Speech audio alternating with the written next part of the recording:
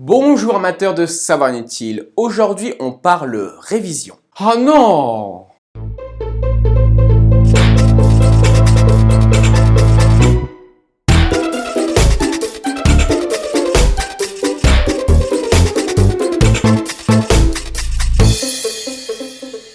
Pour n'importe quelle épreuve de maths, on fait apprendre un tas de théorèmes aux étudiants sans forcément qu'ils soient conscients de ce qu'ils signifient ou même de ce qu'ils veulent dire. Un exemple parfait est l'incontournable théorème des accroissements finis ou corollaire de Rolle qui a traumatisé bon nombre de bacheliers. Si vous demandez à un étudiant qu'est-ce que le théorème des accroissements finis, il vous répondra: pour toute fonction f d'un intervalle AB à valeur dans R continue dérivable, il existe C dans AB tel que f de B moins f de A sur B moins A égale f' de C. Très bien, mais ça veut dire quoi exactement? Pour toute fonction f d'un intervalle AB à valeur dans... Voilà, c'est là qu'est le problème. Et j'avoue avoir été dans le même cas. Même si je savais ce qu'il voulait dire, que je comprenais chaque partie du théorème, j'étais complètement incapable d'expliquer ce qu'il signifiait. On me l'a enseigné en terminale, mais j'ai dû attendre la licence avant qu'un professeur m'explique que derrière ces termes barbares se cache un phénomène qu'on expérimente tous sans le savoir. On va décortiquer l'énoncé. C'est quoi cette fonction d'un intervalle AB dans R? Ça veut dire quoi continu dérivable? C'est qui ce C? Et c'est quoi ce f'?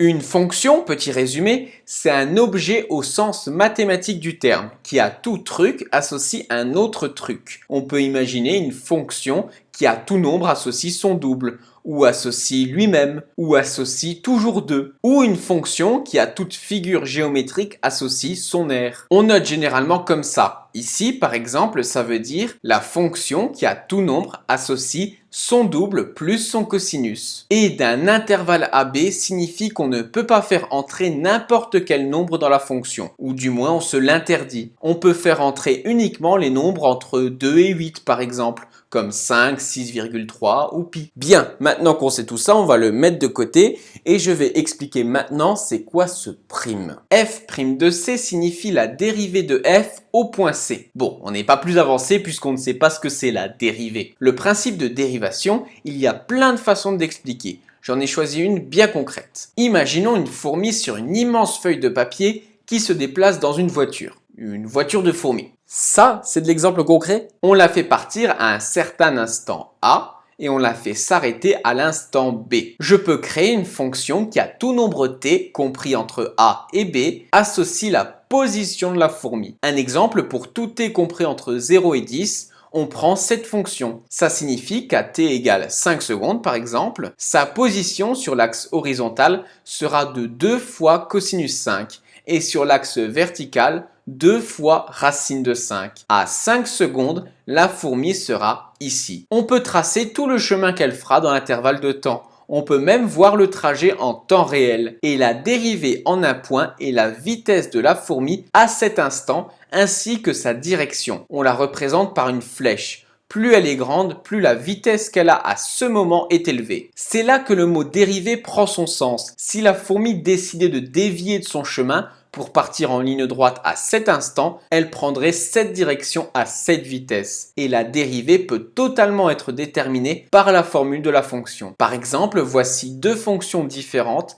qui donnent exactement le même trajet. Mais si on regarde les déplacements en temps réel, une va plus vite que l'autre. Donc les deux dérivées en un même point seront différentes. Celle du trajet plus rapide sera plus grande. Maintenant qu'on sait que la dérivée en t c'est juste la vitesse à cet instant t, on peut commencer à comprendre le théorème des accroissements finis. F d'un intervalle AB dans R, A c'est l'instant où on part, B c'est l'instant où on arrive et dans R signifie qu'on s'intéresse uniquement au trajet en une dimension. Contrairement à mes exemples précédents où la fourmi pouvait se déplacer en deux dimensions, là elle ne peut que se déplacer sur une droite en accélérant, décélérant ou reculant. Continu, ça veut dire que l'on n'a pas le droit de se téléporter. Dérivable signifie qu'on a le droit de calculer la dérivée en tout point, ce qui n'est pas le cas pour cette courbe par exemple. Ce point n'est pas dérivable car on change de direction instantanément, ce qui n'est pas possible physiquement. Il faudrait faire ce genre de trajet pour que ce soit réalisable concrètement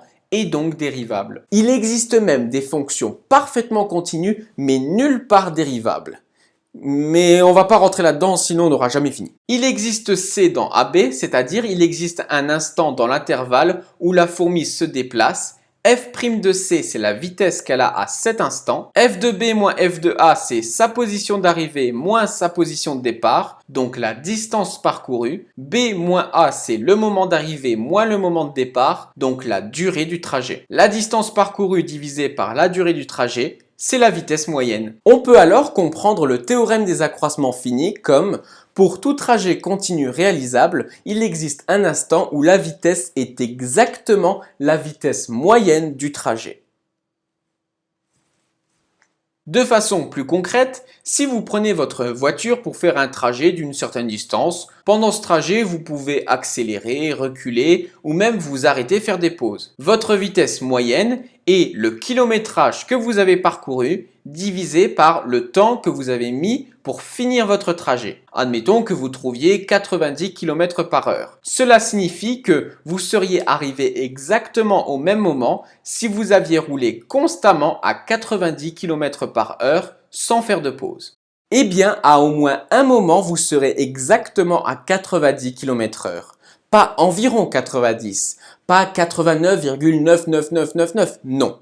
Mathématiquement, précisément 90 km/h.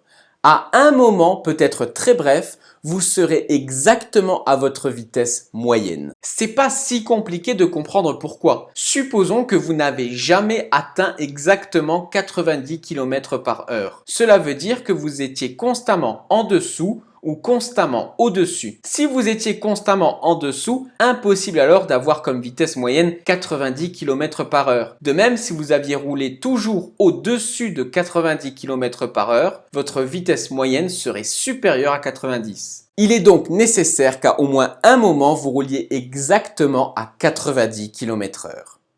Maintenant qu'on le comprend, on pourrait se dire que ce théorème, il n'est pas si difficile que ça.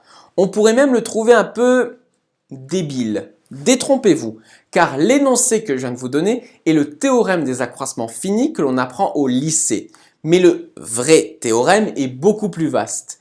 Il dit par exemple que sous certaines conditions, la propriété reste vraie même quand on roule pendant un temps infini ou quand on roule dans d'autres dimensions. En attendant, je souhaite bonne chance à tous ceux qui doivent passer un examen. Soyez prudents sur la route, mais surtout, n'hésitez pas à briller en société.